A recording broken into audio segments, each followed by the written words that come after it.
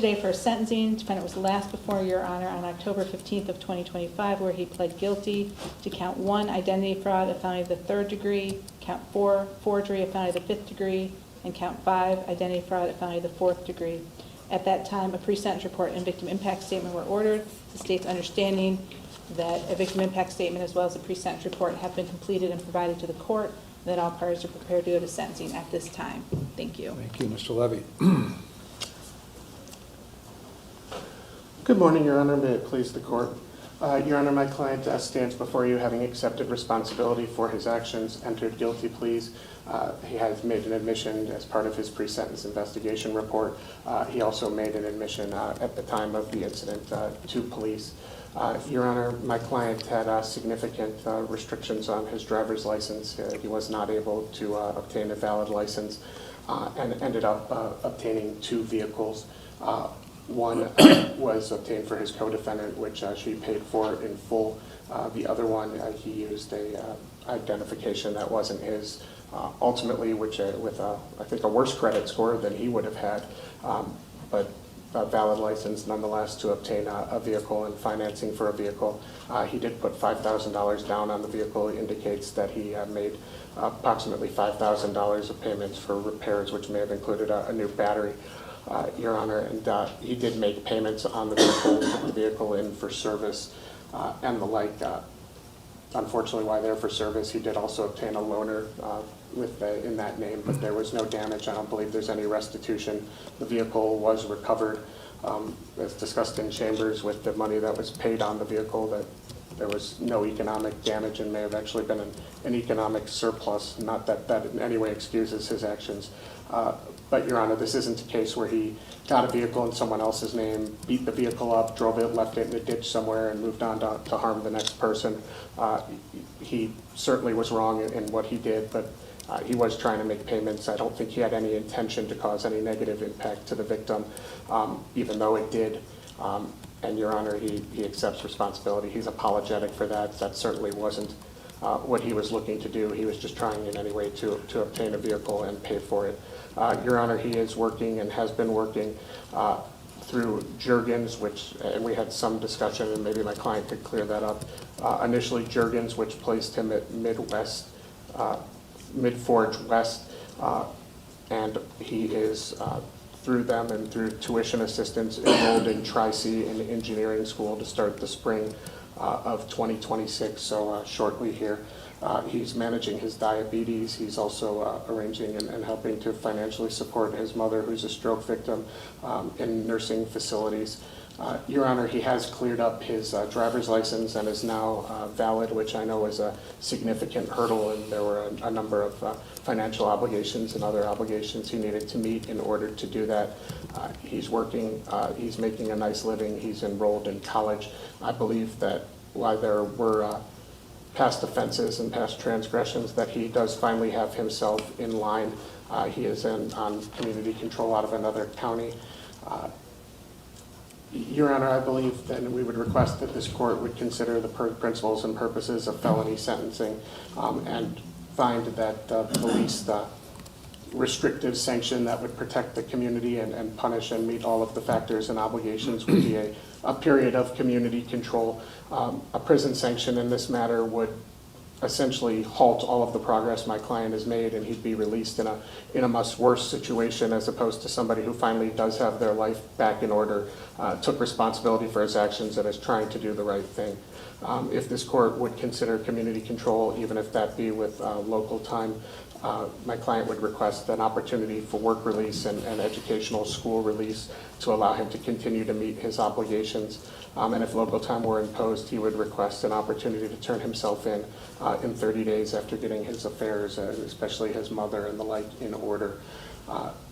Your Honor, again, he's extremely apologetic for his actions. I know that in the past he's engaged in this type of behavior and activity, but I think he's finally put himself in a situation where he's able to see the light at the end of the tunnel, clear his name, finalize his sentencing and obligations to the courts, whatever that may be with this court and other counties, and finally get himself on the right track to do things legally and properly. He can get a vehicle in his own name. He's shown that he's going to pay for it.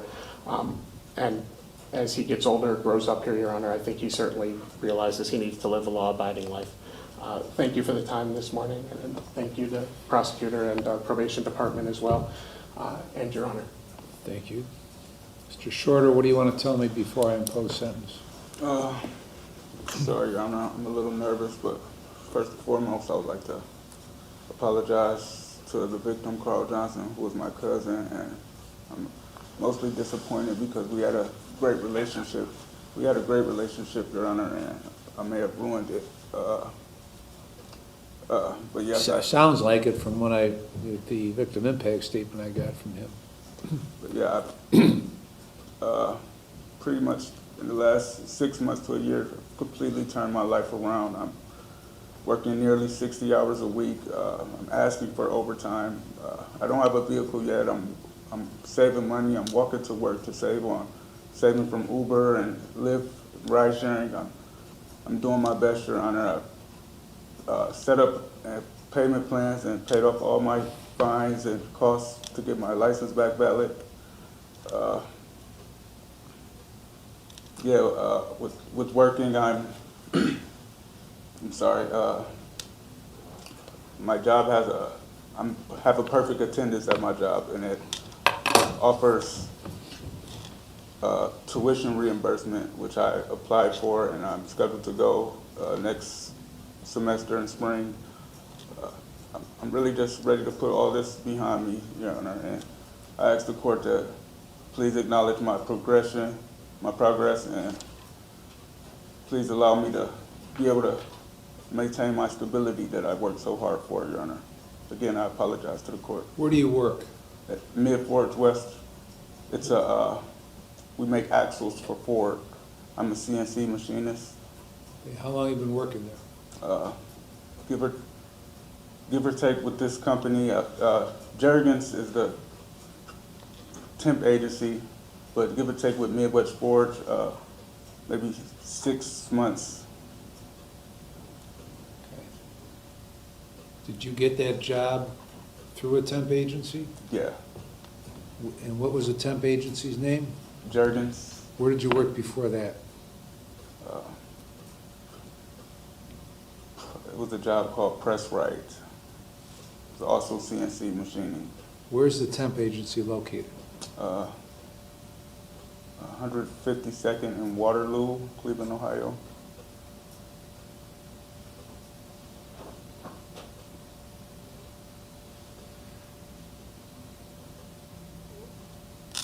What are they sending you to school for? Engineering.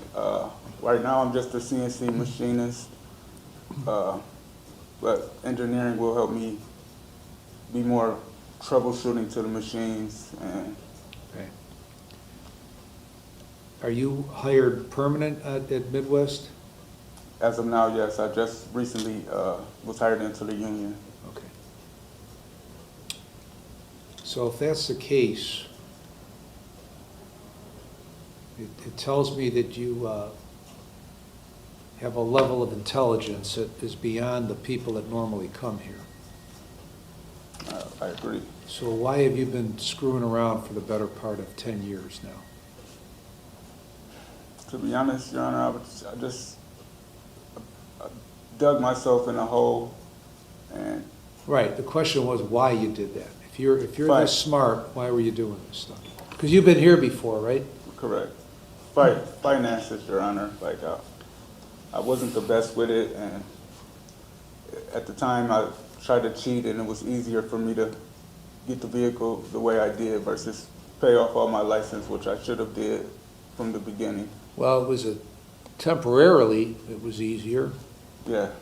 Okay. So what did you do in Stark County for your identity fraud? Stark County, I knew a gentleman who we had opened up a bank account, and we had a disagreement, and he basically went to the police and said that he wasn't involved in the doing, like there was no. Well, what was this agreement you had? Who's this person? His name is Wahid. He's in Stark County. The agreement was that we were, again, this is not who I am today, but the agreement was that we were going to open up a bank account and try and, you know, do a money scheme or whatever.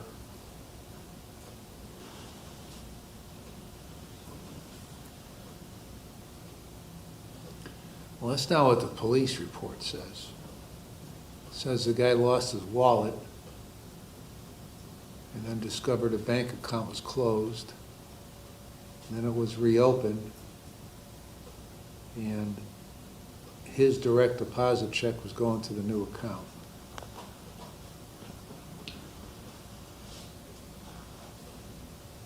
It's a lot different from what you just told me. Yeah, that was his version, I believe. He was trying to get restitution, which there Okay, was. how did you know this guy, Wahid? I moved out. I lived out in Canton for a while with my brother back then, and he was a neighbor.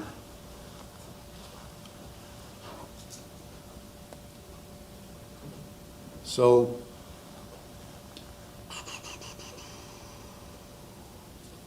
what was with this last failure to comply from Euclid? Last November. That was with the Tesla. That's when all of this started. Just be honest what happened. Okay, it was a failure to comply. So what's a failure to comply? Yeah, the lights. He turned his blue lights on, and I failed to stop. Why? Scared, Your Honor. Scared of what? To be in this situation that I'm in now. Okay. You should know better because this I know. happened Yes, I know. back in December of 17, right? That landed you here. Right. So I put you on probation in 17 or March of 18.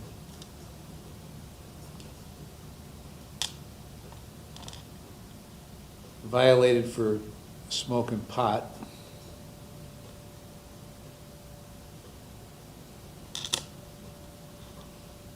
Violated a second time for smoking pot. And eventually completed your probation after 5 years. So you still smoking pot? I was up until a month ago, until I seen that you had revoked my bond for it, and the motion was put in, and you granted it, and the court said that it doesn't allow marijuana cards, so I stopped all use. Okay, so why is somebody who appears to be intelligent screwing around with pot? For me, it's not more so screwing around. I actually have a medical issue, irritable bowel syndrome. Like when I stop the use of it, like after every meal, my stomachs get really bloated, and I have a hard time, and I end up in the hospital, where I've been to the ER plenty of times for. You understand it as you stand here now. I'm very skeptical of everything you say because you've spent the better part of the last few years conning people, right? Correct. Okay. So I have a hard time believing what you're telling me. You're taking it for face value. Okay. Now, you come here appropriately dressed, well beyond what almost everybody else does, okay? But that only goes so far because that's kind of playing the role of who you've been, right? That you're telling me you're no longer that person, but that's who you've been, right? Correct. I mean, you managed to con the people at Adventure Jeep such that they let you leave with a car. So you've been doing that. You've been bouncing around here for 9 years. Pretty much your whole adulthood, right? Correct. Okay. So tell me why tell me why I should believe that you've somehow turned the corner in the last 6 months. I mean, if you don't know me personally and you're looking at a piece of paper, then yeah, it will be kind of hard to believe. But Your Honor, I'm pretty much tired. I'm tired of it. It hasn't gotten me far. It hasn't gotten me anywhere, honestly. I'm just trying to be great. I'm trying to be stable, Your Honor. That's one of the most important things to me. And stability has not been my friend, but I'm growing towards it. Like, I've made on-time payments with my lease that I just signed a new lease in October. I made on-time payments for the past 12 months. I even, the small things like gotten my credit score up higher. Just working and trying to pay my way to do the right thing, Your Honor. When did you get your license back? A few weeks ago, I just paid off everything. Okay. What did you have to do to get your license back?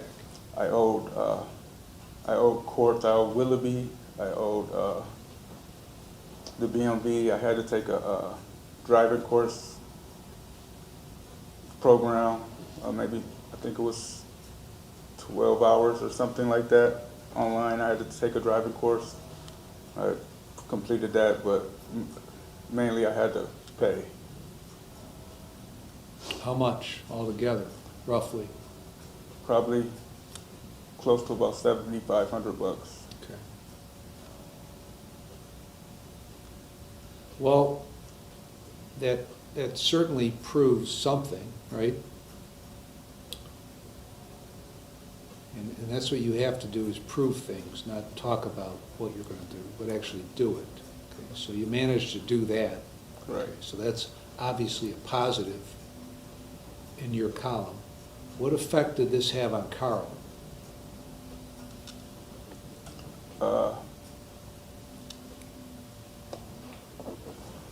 Honestly, I don't want to sound like that guy, but I don't know what do you mean with effect? Like, emotionally or financially, there was no effect on him. Effect on it. Like, I just couldn't get the car in my name, and I thought that would be an easier way, which I thought at the time it was, but I used all my funds. I didn't, steal any finances from him or anything. I made payments on the vehicle. I even got the vehicle fixed, which turns out to be it was a waste of money because the car was returned, it was returned in 60 days, so it didn't even impact his credit score or his credit,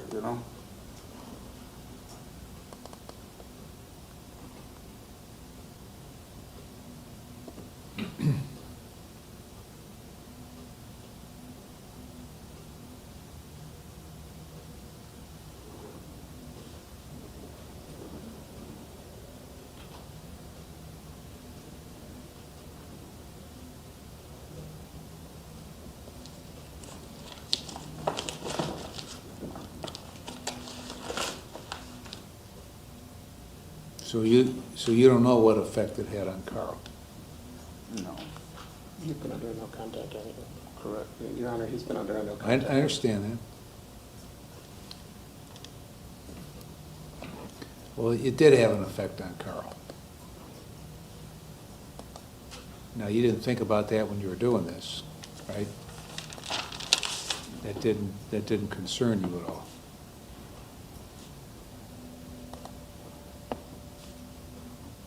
What about, who's the person that was your co-defendant here?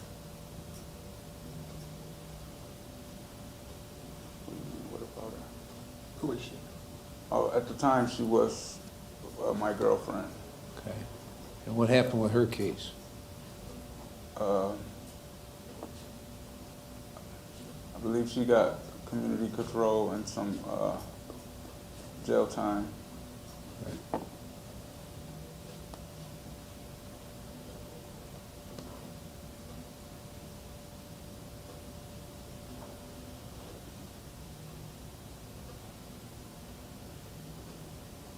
All right, anything else you want to say? Again, I'd like to apologize. I wish if there wasn't no contact order in place, I would like to give my show remorse to my cousin. Like I said before, we did and always have had a great relationship, and I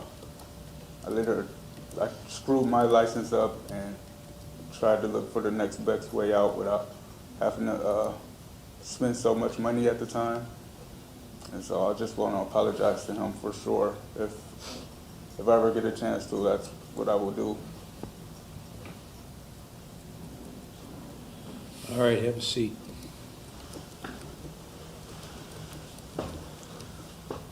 Ms. Cutts?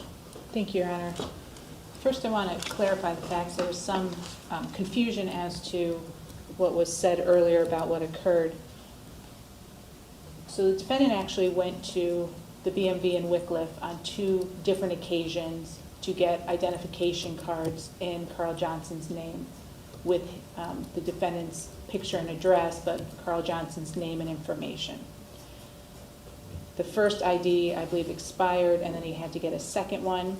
After he had the second one, he went to Mayfield Heights because Wickliffe doesn't do driving, and he got a temporary driver's license. That's what he used to purchase the Tesla in August of 2024.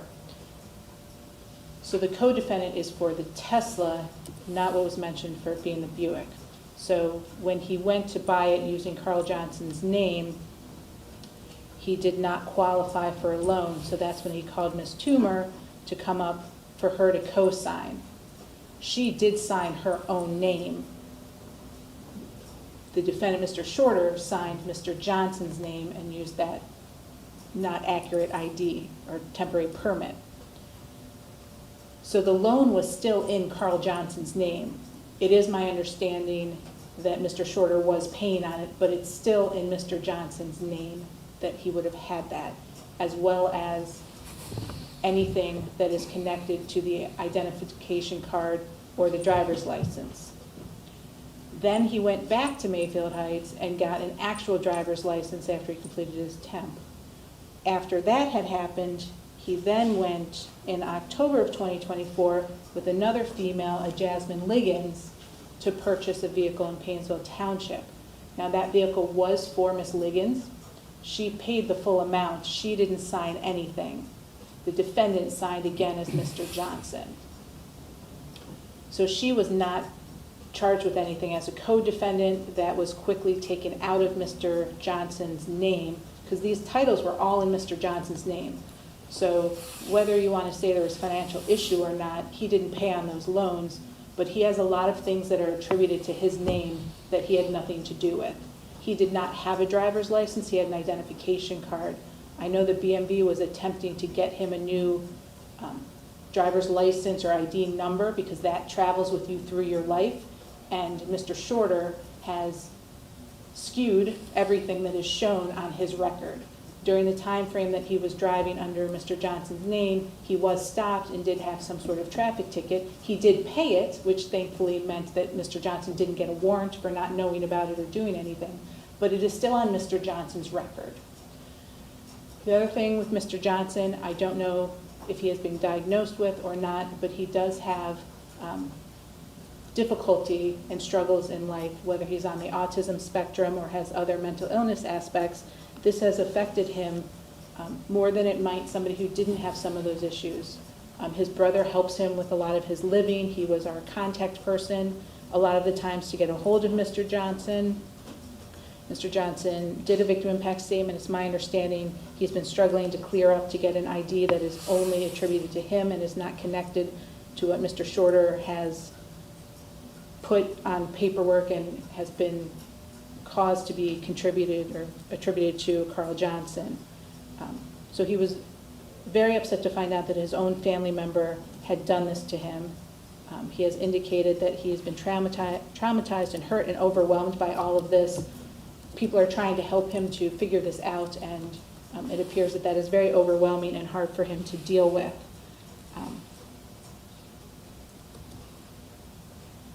So you can say this didn't really affect him, but it did. Well, I didn't say that. He said Correct. it didn't affect. I completely agree with Your Honor. The court has not said that, and to think that it hasn't affected him, I think is very short-sighted, because it has had a lot of impact on him based on his mental condition, based on the relationship that facilitated all of this. And it did take Mr. Shorter a lot of effort going multiple times to different BMVs. The information that I received is you can pay somebody and they'll help you get the bad ID, and then you can use that to go and get your license and go through all those steps. So then when he went to Chrysler Dodge Jeep Ram of Willoughby, he presents himself as Carl Johnson, signs numerous documents, pulls in Ms. Toomer to sign all these documents, and then he goes to DriveWise and buys this Buick to help this other female, keeps that a secret, to the point that when they're having jail calls, she keeps saying to him, "Buick, be careful, Buick," because she knows that that was also done incorrectly. So there's a lot that went into this, more than just, I couldn't buy a car with my own license, so I used another name.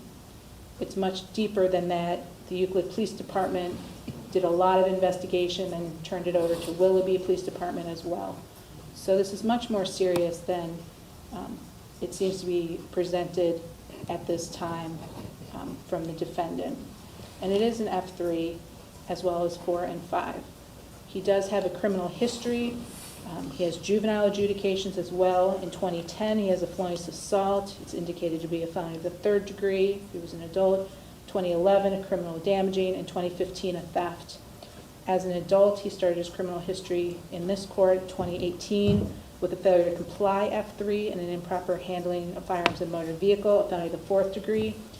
He was given probation. He had 2 probation violations, as the court has indicated. He was allowed to stay on probation to complete 5 years. In 2020, he has a misdemeanor offense of theft and obstructing official business. At some point during that case pending, he had a warrant. In 2023, he has an obstructing official business, and then a separate case of disorderly conduct, intoxication, and possession of marijuana. In 2025, he has a conviction for the identity fraud that this court was talking about in Stark County, a felony of the 5th degree. He was actually indicted October of 2023, so almost a year before he committed these offenses. So he was already involved in one aspect where there was an identification card that again had somebody else's name but the defendant's face on it.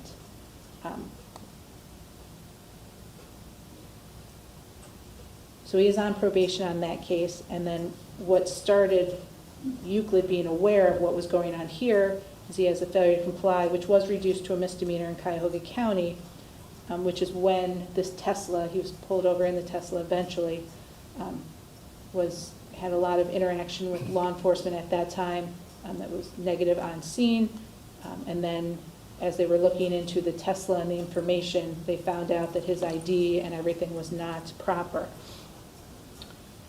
So he was under indictment when he committed these offenses. He tested positive for marijuana while on bond in this case. That was the reference to his bond was revoked, and then there was a motion asking for it to be recalled. It was recalled, but he clearly continued to use marijuana.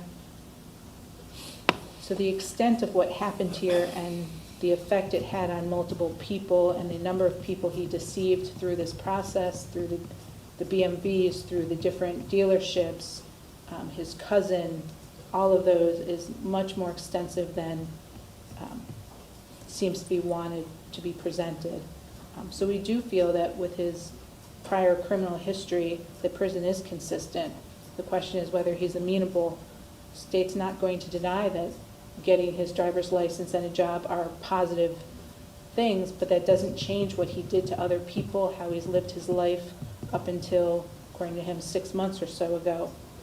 So based on that, we do feel prison is consistent. If this court feels that he is amenable to community control, we feel that an extensive jail sentence is appropriate. His co-defendant, who merely signed her own name on documents knowing that he was doing something wrong, though she's still complicit, got 60 days. He was much more extensive. He went to 2 different dealerships. And then also in between that, when he was getting his car serviced, he signed for a loaner as Mr. Johnson. So if anything had happened to that car, there would have been issues. He did test positive for marijuana, so we would either recommend jail treatment program or at least a drug and alcohol evaluation to follow all recommendations. I think he should enter and complete the decision point program. That he not use any drugs or alcohol, that his screens come back negative, that he have one doctor, one dentist, one pharmacy, and sign all releases. That if he is prescribed any medications, he takes them only as prescribed. That he have no contact with both dealerships, the Chrysler, Dodge, Jeep, Ram, Willoughby, and DriveWise Motors. They have no contact with Cherish Toomer, who is his co-defendant, or Carl Johnson. Quite frankly, he probably shouldn't have contact with Jasmine Liggins. And they pay all costs and fees. If he is given this opportunity, that the court make it aware to him that if he does violate, he's looking at 66 months in prison. The remaining counts would need to be dismissed. And that's the state's recommendation at this time. All right, thank you. Okay, I reviewed the pre-sentence report and the victim impact statement. And I have listened to Mr. Shorter, listened to counsel. I've considered all the provisions in 29, 29, 11, 12, and 13. As you are aware, Mr. Shorter, there's no presumption either way in this case that you should go to prison or not go to prison. In this instance, I'm going to find you're amenable to community control, and I'm going to put you on community control for 4 years. Now, I'm going to give you conditions of that community control, and what you say doesn't matter, what you do matters. Okay, it's that simple, right? Because you've been here before. You know what probation is, you know what you have to do. And if what you're telling me is accurate about you turning things around the last 6 months, then you'll do it, no problem, no big deal. Pain in the ass, but no big deal. Right. So the conditions are you're going to serve 120 days in jail with credit for 5. You're to have no drugs or alcohol, and you'll be screened, other than prescription drugs. You're going to get a drug and alcohol evaluation. You're going to follow whatever recommendations are made. You're going to complete the decision point program and follow recommendations. You're going to maintain full employment or school. No contact with Carl Johnson, the co-defendant, or any of the dealerships in this case. You're going to complete 260 hours of community service. And you're going to pay the costs and supervision fees. You're to you're to report to the Lake County Jail on Wednesday, November 26th at 9 a.m. Now, I'm going to give you work release, but you've got to provide a schedule of your work and or school in order to be released. And you'll be released in sufficient time on each side of your beginning and ending to get back. And then when you get back, you're subjected to testing.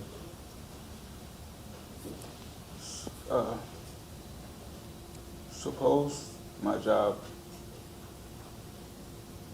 policy doesn't do work release. Well, what do they care as long as you're showing up? I mean, look, you've spent the last 9 years screwing around in the system, okay? So your penalty for screwing around this time after doing it so many times and doing the same thing, okay, before this time, okay, is this jail sentence. It's either that or a prison sentence. So you're going to have to deal with the fallout from whatever you did, because this nonsense ain't fallout free. Okay, you got to deal with it. You're 29 years old. You're either going to do what you told me you've been doing, or you're not, or you'll fall back on your old habits. Okay, that's up to you. If this interferes with school or work, then it interferes with school or work. Okay, but that's the penalty that you're paying for doing what you did.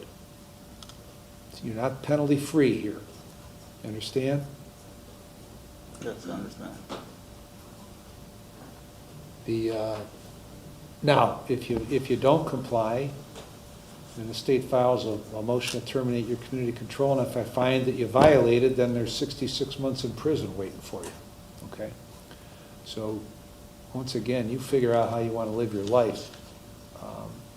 Because if I'm to take what you say is true, up until the last 6 months, an intelligent guy has been doing nothing but trying to figure out how to circumvent the system. So figure it out. The remaining charges are dismissed. Anything else? Yes, Your Honor. Is the community control concurrent on each count? Yes. And I apologize. Did you say 4 years? Yes. Of community control? And how much was the community service hours? 260. 260. Thank you. That's all from the state. 52 hours per year. 1 hour per week. Not too onerous. Mr. Levy, anything else? Just to clarify for my client's knowledge, marijuana is not considered a prescription drug, and he's precluded from using marijuana, correct? It is not a prescription drug. Thank you, Judge. Now, in the past 11 years, I have allowed the use of medical marijuana on rare occasions. Each occasion, like you can count on one handful the number of times, and it's been related to documented physical conditions only. So take that for what it's worth, okay?